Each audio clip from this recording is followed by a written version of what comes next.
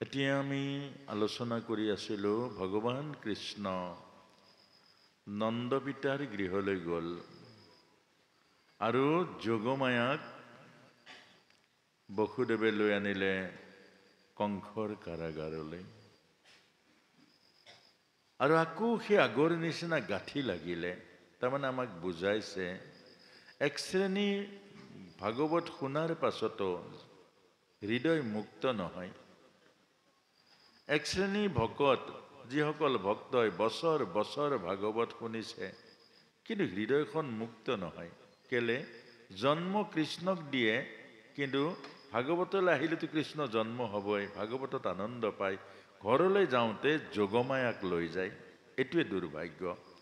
নিব লাগে কৃষ্ণক, লৈ যায় যোগমায়াক। সেইকাৰণে জনম জনম ভাগৱত শুনিলেও হৃদয় আনন্দেৰে ভৰি নপৰে, জীৱন আনন্দ নাপায়, জীৱনক মহানন্দ মহাজীৱনলৈ নিব নোৱাৰে, বৃন্দাবন লীলা চাব নোৱাৰে। কেলে নোৱাৰে? মহাৰাজ চাবটো বহুত দূৰত। এইকাৰণে নোৱাৰে যে ভাগৱতলৈ আহে, কৃষ্ণও জন্ম পায়, কিন্তু যাওঁতে মায়া লৈ যায়, কৃষ্ণ লৈ নাযায়। এতিয়া আপোনাসৱক এই কথাখিনিয়ে কৈছে যে ইয়াতেই কৃষ্ণ জন্ম পাইছে। অৰ্থাৎ ক'ত জন্ম পাইছে? কৃষ্ণ হৃদয়ত জন্ম পায়। হৃদয়খন কেনেকুৱা? আমাৰ এবাৰ ভাবক, আপোনাসৱে মনেৰে ভাবক, আমাৰ হৃদয়ত কিমান গাঁঠি আছে। জাতিৰ গাঁঠি, ধৰ্মৰ গাঁঠি, উচ্চ নিজ, ভেদ ভাৱ, ধনী দুখীয়া, সৰু ডাঙৰ, মতা মাইকী, কিমানবোৰ গাঁঠি আছে। ইমানবোৰ গাঁঠিৰ মাজত থকা জীৱ কাৰাগাৰত থকা জীৱ নহয় জানো? কাৰাগাৰত জানো সুখ আছে? ইমান বন্ধনৰ মাজত জানো সুখ আছে? ইমান গাঁঠিৰ মাজত জানো সুখ আছে? নাই। এতিয়া আমাক ভগৱান কৃষ্ণ মানে হ'ল গাঁঠি মুক্ত। আধ্যাত্ম জীৱন মানে গাঁঠি শূন্য জীৱন। উচ্চ নিচ নাই, ভেদ নাই, ভাৱনা নাই, কাৰণ হৃদয়ত আছে কৃষ্ণ। সকলোৰে প্ৰতি প্ৰেম, কৰোণা, দয়া, ক্ষমা, এইবোৰ সকলোৰে প্ৰতি। অন্ততঃ ৰাতিপুৱা ৰাতিপুৱা বা গধূলি গধূলি প্ৰভু সকলোৰে কল্যাণ কৰা, প্ৰভু সকলোৰে জীৱন সুন্দৰ কৰা, সুখী কৰা, কাৰো জীৱনত যেন হতাশ নাহক। এইটো অভ্যাস কৰিলে এদিন আপোনাৰ জীৱনৰ গাঁঠিবোৰ খুলি যাব। মানুহক ভাল, জীৱৰ প্ৰতি দয়া আহিব, জীৱৰ প্ৰতি কৰোণা আহিব, জীৱৰ প্ৰতি পবিত্ৰ ভাৱনা আহিব। এইটো অভ্যাস কৰিব লাগিব। ভগৱত গীতাত কৈছে অৰ্জুন, অভ্যাস যোগেই হ'ল সকলোতকৈ সহজ। অভ্যাস কৰিলে বেয়া মাত মাতে, অভ্যাস কৰিলে জিভাত ভাল মাত আহে। সেইকাৰণে অভ্যাসটো। আৰু আমি আজি সেইকাৰণে কৈছে যে যোগমায়াক নিব নে কৃষ্ণক নিব, এই দুটা কথা। যদি মায়া লৈ যায় তেতিয়া জীৱন পৰিৱৰ্তন নহয়। আকৌ সেই কংস, আকৌ অত্যাচাৰ, আকৌ কাৰাগাৰ, আকৌ অন্ধকাৰ, আকৌ জীৱন দুখময়। এতিয়া কায়া ক'ত আছে? কায়া আছে গকুল বা ব্ৰজধাম। এতিয়া ব্ৰজধাম কেনেকুৱা? তাত কিয় থাকে ভগৱান কৃষ্ণ? এইকাৰণে থাকে, এইটো পৰীক্ষা কৰিছিলে উদ্ধৱ পিতা যায়। উদ্ধৱ পিতা গৈ সুধিছে ব্ৰজধামত নন্দক যে বাবা নন্দ, आप सारा दिन क्या करते हो? उद्धव जी, कृष्ण का काम करता हूँ और कृष्ण का प्रसाद लेता हूँ और कृष्ण भावना में ही रहता हूँ, और कैसा? और टाइम नहीं है कृष्ण भावना में, और तो ज़्यादा टाइम लगता था, लेकिन 24 घंटा से तो ज़्यादा नहीं है। क्या करे? तार काम की তিনিটা কাম। এটা হল কৃষ্ণৰ কাম। আমাৰ কামবোৰ কি? কৃষ্ণৰ কাম কৰোঁ জানো? আমি কাম কৰোঁ হ'ল পেটৰ কাম, মোৰ কাম, ঘৰৰ কাম, ল'ৰা ছোৱালীৰ কাম, দোকানৰ কাম, বজাৰৰ কাম, চব কাম। কৃষ্ণ কাম নাই। আমি কিমান বিপৰীত। কৃষ্ণ কেনেকৈ পাম? যে ব্ৰজধামৰ গোৱালীবোৰে কৈছে, গোৱালবোৰকো সুধিছে, নন্দপিতাটো বাৰু বহুত ভাগ্যৱান। গোৱালবিলাককো সুধিছে जे आप लोग क्या करते हो सारा दिन? बोले कृष्ण का काम करता हूँ, कृष्ण का प्रसाद लेता हूँ, कृष्ण भावना में रहता हूँ, और कुछ नहीं। য'ত কৃষ্ণৰ কাম কৰে তে গোটেই জীৱনটো কৃষ্ণৰ কাম। আমি এটা কাম কৰিছো না, ধূপডাল আমি যে এই ধূপডাল লগাইছো তাতো কওঁ কৃষ্ণ গৰুকেইটা ভালে ৰাখিবা, কৃষ্ণ গাড়ীখন দিবা, কৃষ্ণ ল'ৰাটোক পৰীক্ষাত পাছ কৰাই দিবা। আমি ভগৱানৰ নামত ধূপ এডাল জ্বলোৱা নাই। এবাৰ ভাবি চাওক, চব স্বাৰ্থ। আমি বিনা স্বাৰ্থত ভগৱানৰ কাৰণে এডাল ধূপ কাঠিও জ্বলাই পোৱা নাই। এইবোৰ ভাবিলে কেতিয়াবা চকু পানী ওলাই যায়। আমাক ভগৱানে যে মৰম কৰিছে, ভগৱানত হিংসা নাই। আমাক যে ভগৱানে দয়া কৰিছে, ভগৱানত কপটতা নাই। সেইকাৰণে আমাক ভগৱানে জীয়াই ৰাখিছে। কেলে? আমি ভগৱানৰ ঈশ্বৰত্বত আমাৰ প্ৰতি হিংসা নাই বুলি, বা আমাৰ ঈশ্বৰত্বত খং নাই বুলি, ক্ৰোধ নাই বুলি আমাক জীয়াই ৰাখিছে। গতিকে আমি প্ৰভুৰ চৰণত যিমান অপৰাধ কৰোঁ, যিজনে জন্ম দিছে, যিজনে পালন কৰিছে, যিজনে সৰ্বস্ব হিয়া উজাৰি দিছে, আমি জীয়াই থকাৰ সৰ্বস্ব দান কৰিছে, সেইজনৰ প্ৰতি আমি যিমান বিদ্বেষ কৰোঁ, সেইজনৰ প্ৰতি আমি যিমান অৱহেলা কৰোঁ, সেইজনৰ প্ৰতি আমাৰ হৃদয়বোৰ যিমান অকৃতজ্ঞ, কেতিয়াবা ভাবিলে, এবাৰ যদি চিন্তা কৰে, কিমান দুখ লাগিব, কিমান চকু পানী ওলাব। যিজনে ইমান মৰম কৰে আৰু সিজনক আমি অকণমান চিন্তা কৰিবৰ কাৰণে সময় দিব নোৱাৰো। আৰু সেইকাৰণে এটা সেই নন্দ আৰু ব্ৰজধাম, আৰু সেই ব্ৰজধামত ভগৱান কৃষ্ণ গ'ল লীলাৰ কাৰণে, আনন্দ দিবৰ কাৰণে, সুখ দিবৰ কাৰণে। আৰু মথুৰালে, মথুৰা আচলতে মধুপুৰ, তাত মধু আছে, অৰ্থাৎ মধু আছে, তাত উগ্ৰসেন মহাভাগৱত, তাতেই কৃষ্ণ জন্ম হৈছে। কিন্তু কংসই সৰ্বস্ব নাশ কৰি দিছে, মধু হেৰাই গৈছে। হিংসা আছে, প্ৰতিশোধ আছে। কেলে? যদি কংস, অৰ্থাৎ আমাৰ জীৱনতো মধু আছে। মন মথুৰা, দেহ দ্বাৰকা, হৃদয় বৃন্দাবন। দেহ দ্বাৰকা, মন মথুৰা, হৃদয় বৃন্দাবন। আৰু সেইকাৰণে আমাক কৈছে যে এই মথুৰাত কংস হেৰি আছে, মধুপুৰ, মধু আছে, মৌ আছে। অৰ্থাৎ আমাৰ এই জীৱনত মধু আছে, কিন্তু আধ্যাত্ম জীৱন নোহোৱা কাৰণে আমাৰ মন প্ৰাণ কংসৰ নিচিনা, অহংকাৰী, অভিমানী, লোভ মোহ কাম ক্ৰোধেৰে ভৰা। সেইকাৰণে আমাৰ জীৱনত মধু নাপাওঁ। আমি আছে, আমি নাপাওঁ, সদায় বঞ্চিত হওঁ। আৰু সেইকাৰণে আমাক প্ৰতিটো আধ্যাত্ম ভাৰতবৰ্ষৰ প্ৰতিজন গুৰু, প্ৰতিজন সন্তই, প্ৰতিখন শাস্ত্ৰই, প্ৰতিখন দৰ্শনে এটাই কৈছে যে আমাক কৈছে মন মুক্ত কৰা, মনক পবিত্ৰ কৰা। মনৰ যিটো কংস, কুশাসন, লোভৰ শাসন, মোহৰ শাসন, কামৰ শাসন, ক্ৰোধৰ শাসন, এই শাসনৰ পৰা মুক্ত হোৱা আৰু সেই মন কৃষ্ণৰ চৰণত সমৰ্পিত কৰা। দেখিবা এই জীৱনটোৱেই কৃষ্ণময় হৈ যাব, এই জীৱনটো আনন্দময় হৈ যাব, আৰু এই জীৱন মহাজীৱনলৈ ৰূপান্তৰ হৈ যাব। এটা ভগৱান কৃষ্ণ প্ৰথম এই যে নন্দ আৰু যশোদা, এই দুজনে পালন কৰিবৰ কাৰণে এওঁলোক পূৰ্বজন্মত বসু আৰু ধাৰা আছিলে, গন্ধৰ্ব আছিলে। দুয়োজনৰে একমাত্ৰ ভাৱনা আছিলে যে কৃষ্ণক পালন কৰা, কৃষ্ণক খুওৱা, কৃষ্ণক ধুওৱা, কৃষ্ণক পিন্ধোৱা, কৃষ্ণক লালন পালন কৰা। আৰু সেই ভাৱনায়ে ভগৱানে স্বীকাৰ কৰি এই নন্দ আৰু যশোদা সেই জন্ম লাভ কৰিলে, আৰু ভগৱান কৃষ্ণৰ সেই সুযোগ পালে। অৰ্থাৎ প্ৰভুৱে হৃদয়েৰে যি ভাবে, প্ৰভুৱে কেতিয়াও বঞ্চিত নকৰে।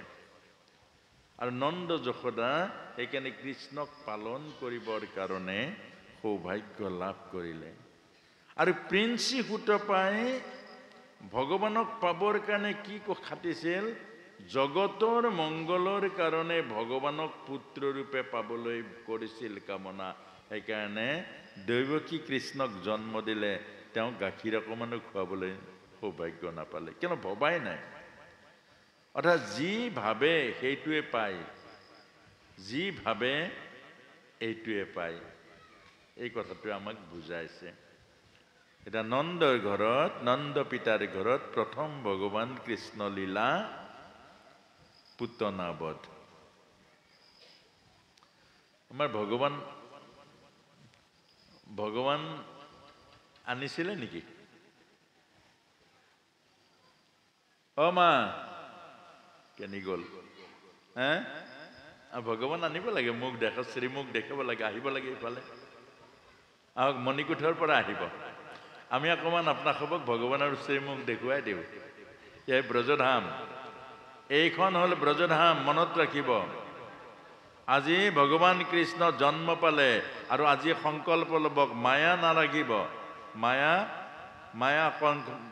ক'ত আছে মথুৰাত আৰু এয়া হ'ল আপোনাৰ খবৰ এয়া হ'ল ব্ৰজধাম আৰু এই বাসুদেৱ মন্দিৰ প্ৰাংগণ হ'ল বৃন্দাবন ইয়াতেই মহাৰাস লীলা হ'ব আজি য'ত কৃষ্ণ জন্ম পালে আৰু এই স্থানতে মহাৰাস লীলা হ'ব আৰু আজিৰ পৰা এই স্থানৰ আধ্যাত্মিক নাম ব্ৰজধাম আৰু বৃন্দাবন গতিকে এই বৃন্দাবনত ৰাসলীলা যেতিয়া হ'ব এই ভূমিতে ভগৱান কৃষ্ণৰ সম্পূৰ্ণ লীলা হ'ব গতিকে এতিয়া আমি ভগৱান কৃষ্ণই যেতিয়া নন্দ পিতাই গোদান কৰিছে ব্ৰাহ্মণসকলক দান দক্ষিণা কৰি আছে আনন্দত আত্মহাৰা হৈছে পুত্ৰ জন্ম পাইছে আৰু তেতিয়া দান কৰিবলৈ সেইফালে গোদান কৰিবলৈ গৈছে সেইফালে পুতনা মাক কংসই পঠিয়াইছে পুতনা মা হা দেৰি নকৰিবা পিছলৈ যোৱা এতিয়া পুতনা খুব ধ্যান দিয়াচোন এইফালে পাছত ওলাব এতিয়া নাচাব এতিয়াও কৈছে এতিয়া এনে চাব নোৱাৰিব ঢাকি লৈ আনক কৃষ্ণক দেখুৱাব নোৱাৰিব এটা পুতনা বধ প্ৰথম পুতনা বধ পুতনা মানে কি বিষ লৈ আহিছে পুত লৈ আহিছে বিষ লৈ আহিছে কাক মাৰিবলৈ জীৱক মাৰিবৰ কাৰণে এইটোৱে পুতনা ৰাক্ষসী কিন্তু ৰাক্ষসী ৰূপে গ'ল জানো নাই যোৱা মায়াৰ ৰূপে গ'ল এই গুটখা খুব ধ্যান দিয়াচোন বেন এই যে গুটখা খালে দাঁতবোৰ কেনেকুৱা লেতেৰা হয় মুখবোৰ লেতেৰা হয় ওচৰলৈ মানুহ যাব নোৱাৰে গোন্ধায় পেটত কিমান ৰঙা পৰে কিন্তু গুটখাটো কিমান ভাল লাগে গুটখাটো কিমান ভাল লাগে মণিগুঠাটো এইটোকে বুজাইছে যি জীৱক মাৰিবৰ কাৰণে এই যিটো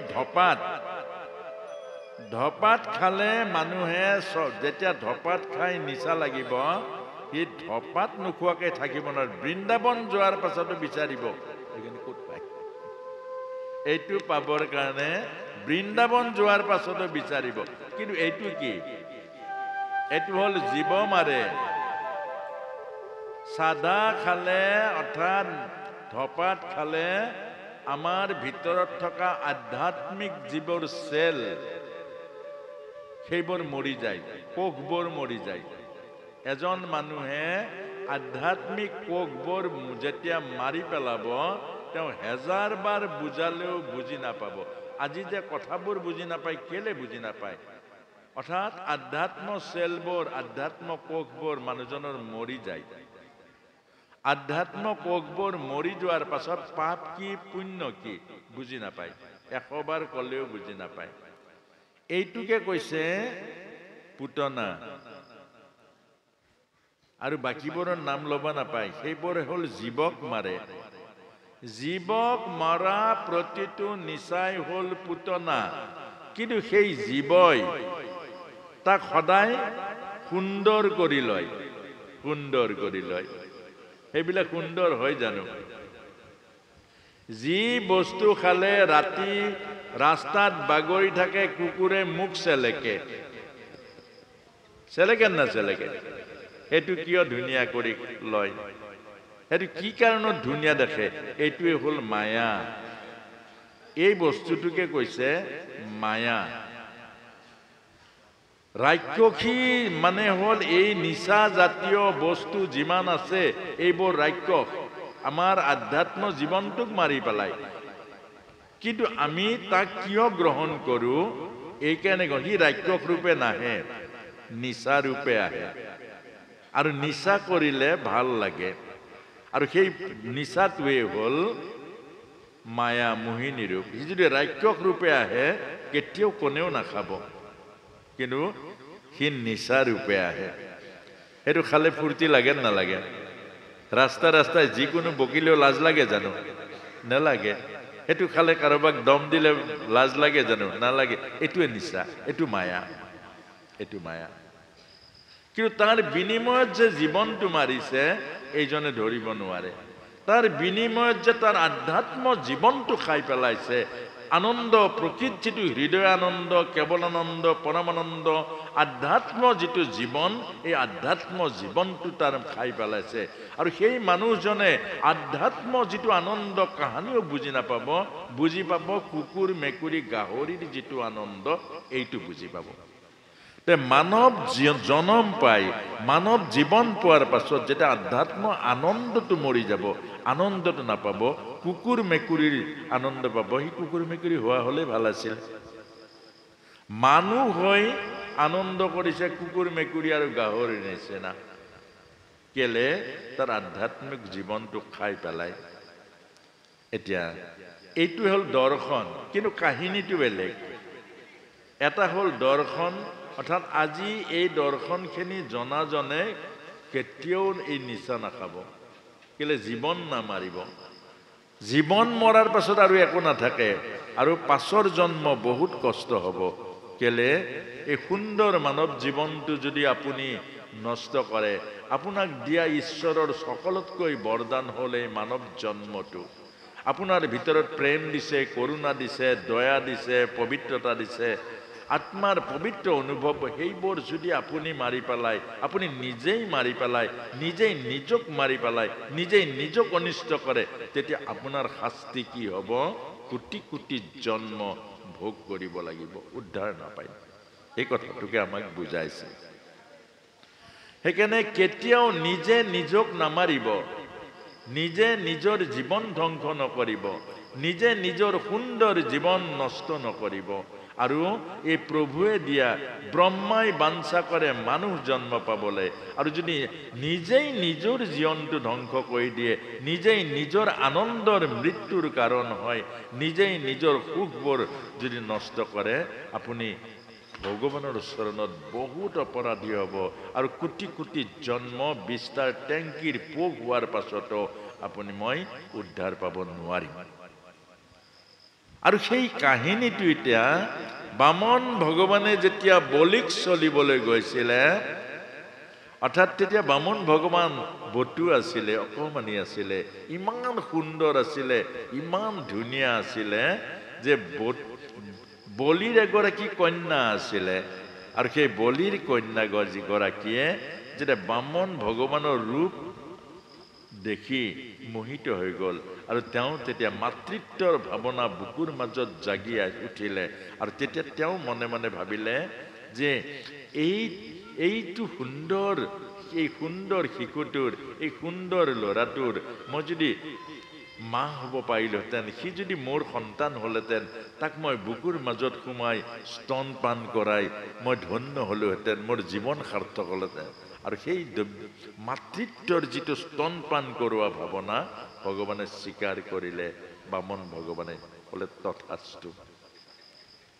আৰু যেতিয়া 3 পদ ভূমিৰ, অৰ্থাৎ ল'বৰ কাৰণে 2 পদতে ত্ৰৈলোক্যক আক্ৰমণ কৰিলে, 3 লোক আক্ৰমণ কৰিলে, তেতিয়া দেখিলে বলিৰ কন্যাগৰাকীয়ে দেখিলে বা ই ইমান চলনাময়, ই ইমান ঠগ, ইমান প্ৰবঞ্চক, ইয়াক মই বিষ দি মাৰিলোহেঁতেন। সেইটোও ভগৱানে গ্ৰহণ কৰিলে, তথাস্তু। অৰ্থাৎ আমাৰ ভগৱান তেনেকুৱা, আপুনি যদি ভাবে মই মৰি যাম, ভগৱানে ক'ব তথাস্তু, মৰি যাম। আমাৰ ভগৱানে যদি মই জীয়াই থাকিম, তথাস্তু, জীয়াই থাক। অৰ্থাৎ ভগৱান দ্ৰষ্টা, জ্ঞান দিছে, বুদ্ধি দিছে, বিবেক দিছে, আপুনি যদি ব্যৱহাৰ নকৰে, ভগৱানে কেতিয়াও নকয় তই খালত নপৰিবি। কোৱাৰ লগে লগে ভগৱান আপোনাৰ পক্ষ হৈ পৰিব। সেইকাৰণে ভগৱান হ'ল দ্ৰষ্টা। সেইকাৰণে আপুনি মই যি ভাবোঁ, জ্ঞানক যদি ব্যৱহাৰ নকৰোঁ, বুদ্ধিক, আজি প্ৰমাণ কৰি চাওক, আপোনাৰ আমাৰ চবৰে জ্ঞান আছে। ভাগৱত ভগৱানে এইটো উপদেশ দিছে, এইটো মিছা যদি আপোনাৰ হবে প্ৰতিবাদ কৰক, সঁচা যদি আপোনাৰ খবৰ জ্ঞান আৰু বুদ্ধি সুধি লওক। তেতিয়া আজিৰ পৰা আপুনি যদি খালত পৰে, আজিৰ পৰা যদি আপুনি এনেকুৱা নিচা খায়, আপুনি আজিৰ পৰা বুজি পোৱাৰ পাছত যদি চিগাৰেটৰ পেকেটত লিখা আছে চিগাৰেট খালে স্বাস্থ্য নষ্ট হয়, স্বাস্থ্যৰ ক্ষতি হয়, কেঞ্চাৰ বেমাৰ পৰ্যন্ত হৈ যায়, আকৌ আপুনি পঢ়া শুনা শিক্ষিত এজন মানুহ চিগাৰেটৰ পেকেটটো পঢ়াৰ পাছত আপুনি আকৌ চিগাৰেট খাই জীৱনক মাৰিবৰ কাৰণে আপোনাক ভগৱানেও বচাব নোৱাৰে। এই কথাটোকে বুজাইছে। আৰু সেই ভগৱান এনেকুৱা, যি খোজে আপুনি মই তাকেই পাম। আপুনি যদি ভাবে যে ভাগৱতলৈ নাযাওঁ, মোৰ এতিয়া সময় নাই, পিছত আপুনি ভাগৱতৰ পৰা বঞ্চিত হ'ব। আৰু কেতিয়াও আপুনি কেলে আপোনাৰ যিকোনো সময় আহিব, ওলালেই গণ্ডগোল লাগিব, কিবা এটা বিপদ হ'ব, কিবা এটা জ্বৰ হ'ব, কিবা এটা ঘৰৰ অসুবিধা হ'ব, কেলে আপোনাক আৰু আহিবলৈ নিদিয়ে। কেলে আপুনিয়ে ইচ্ছা কৰিছে। ভাগৱতত গ'লে আপোনাৰ লোকচান হ'ব, দোকানত থাকিলে লাভ বেছি হ'ব। সেইকাৰণে প্ৰভুৱে ক'ব তই দোকানীয়ে হ, তোৰ লাভটো হওক। অৰ্থাৎ এই কথাটোকে আমাক বুজাইছে যে শেষত গৈ সেই পুতনা কংসই পঠিয়ালে, পুতনা আহিলে, আহি 20 স্তন লৈ আহিলে, আৰু তাৰ পাছতে ৰূপ লৈ, অৰ্থাৎ ৰাক্ষসী ৰূপৰ পৰা মোহিনী ৰূপ লৈ মা যশোদাৰ ওচৰ গ'ল, আৰু মা যশোদাই হাতত তুলি দিলে পুতনাৰ। অৰ্থাৎ আপুনি ময়ো তুলি দিওঁ নে নিদিওঁ? এজন বন্ধুৰ হাতত শিখৰৰ পেকেটটো তুলি দিয়ে নিদিয়ে? এতিয়া বন্ধুজনক শত্ৰু বুলি ভাবে নে মিত্ৰ? মিত্ৰ। এইটোৱে মায়া। যিজন বন্ধুৱে শিখৰৰ পেকেটটো দিয়ে, যিজন বন্ধুৱে নিচাৰ গিলাচটো হাতত তুলি দিয়ে, যিজন বন্ধুৱে জীৱক মৰা এইবোৰ বস্তু দিয়ে, আপুনি কিন্তু মিত্ৰ বুলি ভাবে। এইটোৱে হ'ল মায়া। আৰু এই যশোদায়ো মিত্ৰ বুলি ভাবিলে, যশোদাই মিত্ৰ বুলি ভাবিলে পুতনাৰ যিটো ৰাক্ষসী ৰূপ নিচিনিলে, আৰু আপুনি ময়ো সংসাৰৰ ৰাক্ষসী ৰূপ নিচিনো। সেইকাৰণে আধ্যাত্ম জীৱন কক সৎসংগ পাব, ৰাক্ষসী ৰূপৰ পৰা ৰক্ষা পাব। কেলে কৃষ্ণইহে ৰক্ষা কৰিব, আধ্যাত্ম জীৱনটো সুৰক্ষিত কৰিব। এই কথাটোকে বুজাইছে। আৰু তাৰ পাছতে পুতনাই ভগৱান কৃষ্ণক 20 স্তন দান কৰিলে, আৰু 20 স্তন দান কৰাৰ পাছত পুতনাই মুক্তি পালে, নমৰিলে। পুতনাই মুক্তি পালে, আৰু পুতনাৰ বিনাশ হ'ল দেহৰ বিকাৰৰ।